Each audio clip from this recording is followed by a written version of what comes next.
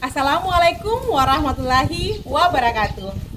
Perkenalkan, saya Nurhuda SPD dari Seman 1 Parigi Tengah, Kabupaten Parigi Motong, Provinsi Sulawesi Tengah.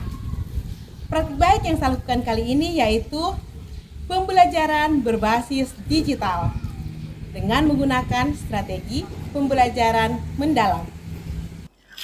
Perkembangan ilmu pengetahuan dan teknologi yang begitu pesat berdampak pada berbagai aspek kehidupan.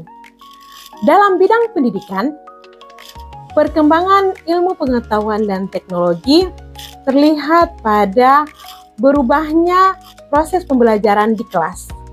Yang dahulunya dilakukan secara konvensional, di mana berorientasi pada guru, sekarang bertransformasi pada pembelajaran berbasis digital yang interaktif dan berorientasi pada perkembangan kebutuhan peserta didik abad 21. Kendala yang saya hadapi saat ini dalam proses pembelajaran fisika yaitu kurang tersedianya alat laboratorium fisika dalam menunjang praktikum fisika. Praktik fisika dibutuhkan pada materi tertentu untuk mendukung siswa dalam memahami lebih jauh konsep materi yang diajarkan.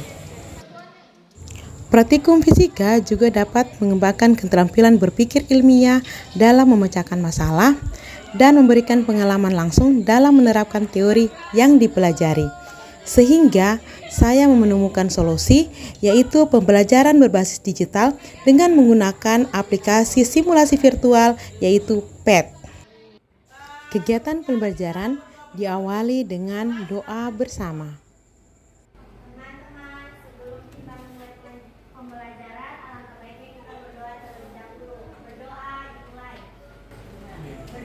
Dilanjutkan dengan pemberian ice breaking untuk men-stretching, mengembalikan fokus siswa sebelum kegiatan pembelajaran dimulai.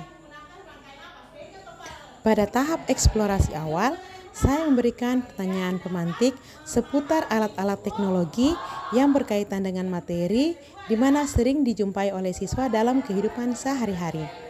Kegiatan ini merupakan salah satu penerapan dari prinsip pembelajaran mendalam, yaitu berkesadaran. Kemudian dilanjutkan dengan penyampaian tujuan pembelajaran yang akan dicapai pada kegiatan hari itu. Masuk pada kegiatan inti, dimulai dengan siswa dan guru bersama-sama membuka aplikasi PET dan masuk pada simulasi hukum Ohm. Pada kegiatan ini, guru mengarahkan siswa untuk mengamati nilai arus dengan mengubah-ubah nilai dari sumber tegangan dan nilai resistor. Tampak pada aplikasi suatu rangkaian yang terdapat sumber tegangan dan dihubungkan dengan resistor, serta nilai masing-masing variabel yang terukur dan tombol pengubah nilai tegangan dan nilai resistor. Tampak antusias siswa dalam mengamati hal ini, sehingga mereka dapat menemukan konsep dari hukum Ohm. Sebagian siswa ada yang langsung membuat kesimpulan tersebut untuk variabel yang berbanding lurus dan terbalik, dan ada juga yang mengkomunikasikan saat diminta tanggapannya. Pada kegiatan ini, dimensi profil lulusan yang terlihat diantaranya bernalar kritis, kemandirian, dan komunikasi. Peran guru sebagai fasilitator dan siswa menemukan sendiri konsep dari hukum Ohm. Kemudian masuk pada pembuatan proyek dalam aplikasi PET, yaitu membuat rangkaian seri dan paralel. Siswa diminta untuk kembali ke menu awal aplikasi PET dan memilih rangkaian DC resistor. Pada tampilan awal, siswa disediakan ruang kerja untuk merangkai dengan alat-alat yang sudah tersedia. Di sebelah kiri terdiri dari kabel, baterai, resistor, lampu, dan saklar switch on-off. Sedangkan di sebelah kanan tersedia alat pengukur yang terdiri dari voltmeter, yaitu alat pengukur tegangan, dan amperemeter untuk pengukur arus, serta ohmmeter untuk pengukur hambatan. Pada kegiatan ini, siswa diminta untuk menyusun rangkaian sesuai dengan kreativitas mereka dan pengetahuan awal yang mereka miliki sebelumnya.